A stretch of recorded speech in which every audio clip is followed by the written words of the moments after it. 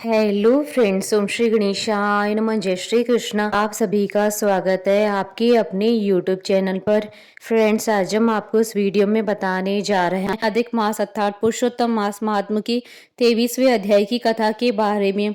Friends, video शुरू करने से पहले आपसे रिक्वेस्ट है, अगर आप हमारे चैनल पर नए हैं और आपने अभी तक चैनल को सब्सक्राइब नहीं किया है तो प्लीज़ सब्सक्राइब कीजिएगा चैनल को, साथ ही प्रेस कीजिएगा बेल आइकन को, जिससे नए वीडियो से रिलेटेड नोटिफिकेशन आपको तुरंत प्राप्त हो सके। और वीडियो पसंद आने पर वीडियो को लाइक और शेयर जरूर कीजिएगा ताकि सभी भक्तों को इस वीडियो का लाभ प्राप्त हो सके। और कमेंट बॉक्स में जय श्री कृष्ण जरूर लिखिएगा।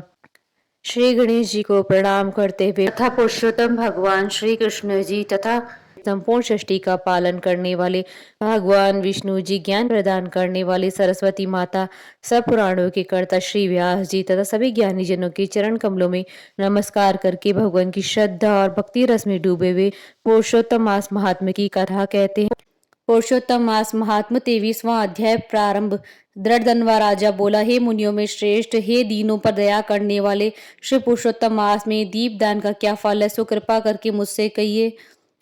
श्री नारायण बोले, इस प्रकार राजा दृढ़धनवा के पूछने पर अत्यंत प्रसन्न मुनियों में श्रेष्ठ वाल्मीकि मुनि ने हंसते हुए विनीत अत्यंत नम्र राजा दृढ़धनवा से कहा। वाल्मीकि मुनि बोले, हे राजाओं में सिंह सदृश पराक्रम वाले, पापों का नाश करने वाली कथा को सुनिए, जिनके सुनने से 5 प्रकार के मान पाप नाश को प्राप्त होते हैं। सौभाग्य नगर में चित्रभाऊ नाम से प्रसिद्ध बड़ा बुद्धिमान अत्यंत बलवान राजा था। वह क्षमाशील, समस्त धर्मों को जानने वाला, शील रूप और दया से युक्त, ब्राह्मणों का भक्त, भगवान का भक्त, कथा के श्रवण में तत्पर, हमेशा अपनी स्त्री से प्रेम करने वाला, पशु पुत्र से युक्त, चतुरंगणी सेना से युक्त, ऐश्वर्य में कुबेर के समान था। उसकी चंद्रकला नाम की स्त्री 64 कला को जानने वाली, पतिव्रता, मान, भाग्यवती, भगवान की भक्ति को करने वाली थी। उसके साथ युवा चित्रभाऊ राजा पृथ्वी का भोग करने लगा, बिना श्री कृष्ण के दूसरे देवता को नहीं जानता था। एक दिन पृथ्वीपति राजा चित्रभाऊ ने दूर से ही आए वे मुनियों में श्रेष्ठ अगस्त्य मुनि को देखकर पृथ्वी पर दंडवत प्रणाम कर उनकी विधि पूर्वक पूजा की और भक्ति से आसन देकर मुनिश्रेष्ठ के सम्मुख बैठ गया। विनय से नम्र होकर मुनिश्रेष्ठ से कहा। राजा बोला, आज मेरा जन्म सफल हुआ है, आज मेरा दिन सफल हुआ है, आज मेरा राज्य सफल हुआ है, आज मेरा ग्रह सफल हुआ है। जो आप श्री कृष्णचंद्र के सेवक आज मेरे गृह में आए हैं, आपसे देखा गया मैं ताप पूज्य से मुक्त हो गया हूँ। आपको हाथी घोड़े रथ से युक्त समस्त राज्य समर्पण किया। हे मुनिश्रेष्ठ, आप वैष्णव हो, आपके लिए कोई भी अदेय वस्तु नहीं है। वैष्णव को थोड़ा सा भी दिया हुआ मेरु पर्वत के समान होता है। जो कौड़ी के बराबर शाक अथवा उत्तम अन्न जिस दिन वैष्णव ब्राह्मण को नहीं देता है, वह दिन उसका विफल होता है, ऐसा वेद के जानने वालों ने कहा है। जो कोई दुजाति विष्णु भक्त हो, वे सब पूज्य हैं, उनका वाणी मन कर्म से सत्कार करना चाहिए, ऐसा मुझसे गर्ग गौतम सुमंतु ऋषि ने कहा है। जब तक सूर्योदय नहीं होता है तब तक तारागण की प्रभा रहती है। जब तक वैष्णव ब्राह्मण नहीं आता है तभी तक दूसरे ब्राह्मण कहे गए हैं। अगस्त्य मुनि बोले, हे चित्रभाऊ, हे महाभाग, हे नृप, इस समय तुम धन्य हो। ये सब प्रजा धन्य है जो तुम वैष्णवों की रक्षा करते हो। जो राज्य वैष्णव का नहीं है उसके राज्य में वास नहीं करना, शून्य में वास करना अच्छा है, परंतु अवैष्णव के राज्य में वास करना अच्छा नहीं है। जिस प्रकार नेत्रहीन शरीर, पतिहीन स्त्री, बिना पढ़ावा ब्राह्मण निंद्य है, वैसे ही वैष्णव रहित देश निंद्य है। जैसे दांत के बिना हाथी, पंख के बिना पक्षी, दशमी विद्या द्वादशी अर्थात एकादशी कही गई है, जैसे ही वैष्णव रहित देश है। जैसे कुशा रहित संध्या, तिलहीन तर्पण, व्रती के लिए देवता की सेवा, वैसे ही वैष्णव रहित देश कहा गया है। जैसे केशों को धारण करने वाली विधवा स्त्री, स्नान रहित व्रत, ब्राह्मणी में गमन करने वाला शूद्र, वैसे ही बिना वैष्णव का राष्ट्र निंद है। जो श्री कृष्णचंद्र के चरणों का आश्रय करने वाला है, सत्पुरुषों से राजा कहा गया है, उसका राष्ट्र हमेशा वृद्धि को प्राप्त होता है और उसकी प्रजा सुखी रहती है। हे राजन, जो मैंने तुमको देखा इसलिए मेरी दृष्टि सफल हुई। भगवत भक्त आपके साथ बात करने से आज मेरी वाणी सफल हुई। हे राजन, मेरी आज्ञा से ये राज्य तुमको करना चाहिए। मैंने इस राज्य को तुमको प्रतिष्ठित किया है, तुम्हारा कल्याण हो, मैं जाऊंगा। श्री नारायण बोले, इस प्रकार कहकर जानने की इच्छा करने वाले श्रेष्ठ मुनि अगस्त्य को चित्रभाऊ राजा की पतिव्रता स्त्री ने परम भक्ति के साथ प्रणाम किया। अगस्त्य मुनि बोले, हे शुभे, तू सदा सौभाग्यवती हो और भक्ति से पति की सेवा कर। श्री गोपीजन के वल्लभ श्री कृष्णचंद्र में तेरी सदा दृढ़ भक्ति हो।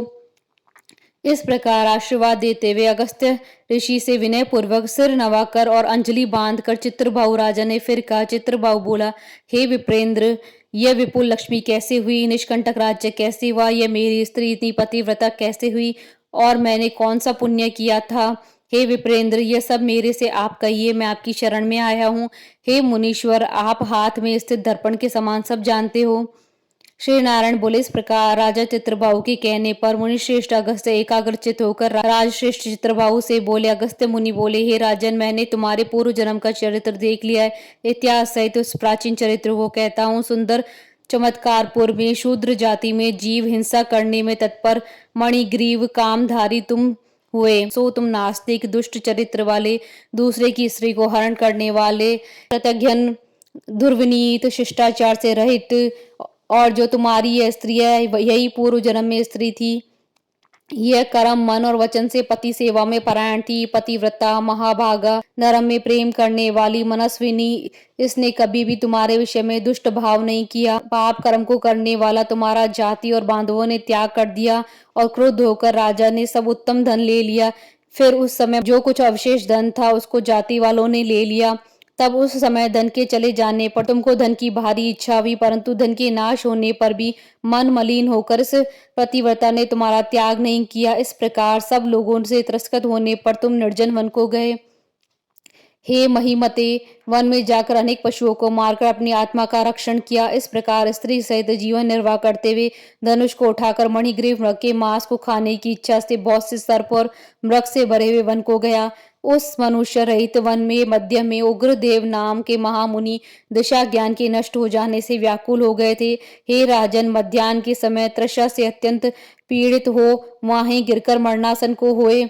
उस समय रास्ते को भूले हुए उस दुखित ब्राह्मण को देखकर तुमको दया आई। उस ब्राह्मण को उठाकर उसको साथ में लेकर तुम अपने आश्रम को गए। उस दुखित ब्राह्मण की तुम दोनों स्त्री पुरुष ने सेवा की। एक मुहूर्त के बाद उस समय महायोगी उग्रदेव चैतन्यता को प्राप्त हो आश्रय करने लगे कि मैं वहां था, यहाँ कैसे आ गया, उस वन के बीच से कौन लाया। श्री नारायण बोले, मणिग्रीव ने उस ब्राह्मण से कहा कि यह सुंदर तालाब है, इसमें कमलनी के पुष्प से सुगंधित शीतल जल है। ब्राह्मण उस शीतल जल में स्नान करके मध्याह्न की क्रिया करके फलाहार करे और सुंदर शीतल जल का पान करे। इस समय मैंने रक्षा की है, आप सुख से विश्राम करिए। मुनिश्रेष्ठ, आप उठिए और आप कृपा करने के योग्य हैं। अगस्त्य जी बोले, उस समय उग्रदेव ब्राह्मण श्रम रहित सावधान हो मणिग्रीव का वचन सुनकर तृषा से व्याकुल हो उठा। हे चित्रभाव, मणिग्रीव की भुजा पकड़कर वट वृक्ष से शोभित तालाब के तट पर जाकर बैठ गए। वट की छाया में बैठकर क्षण मात्र विश्राम कर स्नान और नित्य कर्म कर वासुदेव भगवान का पूजन किया। देवता पितरों को तर्पण कर सुंदर शीतल जल को पान कर उग्रदेव ब्राह्मण शीघ्र वट के मूल भाग में आकर बैठ गए। पत्नी सहित मणिग्रीव ने मुनिश्रेष्ठ उग्रदेव को नमस्कार किया और अतिथि सत्कार करने की इच्छा से विनय युक्त वाणी से बोला। मणिग्रीव बोला, हे ब्राह्मण, आज मुझको ताड़ने के लिए आप मेरे आश्रम को आए हैं। आपके दर्शन से मेरे पाप नष्ट हो गए। इस प्रकार उस ब्राह्मण से कहकर प्रसन्न मणिग्रीव स्त्री से बोला, आई सुंदरी, जो जो स्वादिष्ट पके हुए फल हैं उन आम्र फलों को तुम जल्दी लाओ, विलंब मत करो। हे शुभाग्नि, और जो कुछ कंद आदि हो उनको भी लाओ। इस प्रकार स्त्री अपने पति के वचन को सुन फलों और कंद आदि को लाकर हर्ष से ब्राह्मण के सामने रखती है। मणिग्रीव फिर मुनिश्रेष्ठ से वचन बोला कि हे ब्राह्मण, इन फलों को ग्रहण कर मुझ स्त्री पुरुष को कृतार्थ करे। उग्रदेव ब्राह्मण बोला, तुमको मैं नहीं जानता हूँ, तुम कौन हो, सो मेरे से कहो। विद्वान ब्राह्मण को चाहिए कि अपरिचित का भोजन नहीं करे। मणिग्रीव बोला, हे द्विज शार्दुल, मैं मणिग्रीव नामक शूद्र जाति का स्वजनों से, जाति वालों से, अपने बांधुओं से त्यागा हुआ हूँ। इस प्रकार शूद्र के वचन को सुनकर प्रसन्न आत्मा उग्रदेव ने फलों को खाया, बाद में जल को पिया। ब्राह्मण को सुख से बैठे देखकर मणिग्रीव उग्रदेव ब्राह्मण के पैरों को अपनी गोद में रखकर दबाता हुआ फिर वचन बोला। मणिग्रीव बोला, हे मुनिश्रेष्ठ, आप कहाँ जाएंगे? इस निर्जन जल रहित हिंसक जंतुओं से भरे दुष्ट वन में कहाँ से आए? उग्रदेव बोला, हे महाभाग, मैं ब्राह्मण हूँ, प्रयाग जाना चाहता हूँ। इस समय रास्ता न जानने के कारण भयंकर वन भी चला आया हूँ। उस जगह थकावट और प्यास के कारण क्षण भर में ही मरणासन को हो गया। बाद में तुमने मेरे को प्राण दिया। हे मणिग्रीव, बोलो तुमको मैं क्या दूं? हे मणिग्रीव, तुम दोनों स्त्री पुरुष ने किस दुख के कारण वन में आश्रय लिया, उस दुख को मुझसे कहो, मैं उस दुख को दूर करूंगा। अगस्त्य मुनि बोले। इस प्रकार उग्रदेव ब्राह्मण के वचन को सुनकर अपनी स्त्री के सामने उस मुनीश्वर उग्रदेव की प्रार्थना कर दरिद्रता का समुद्र को पार करने की इच्छा वाले मणिग्रीव ने अपने कर्म के भयंकर फल रूप वृतांत को कहा।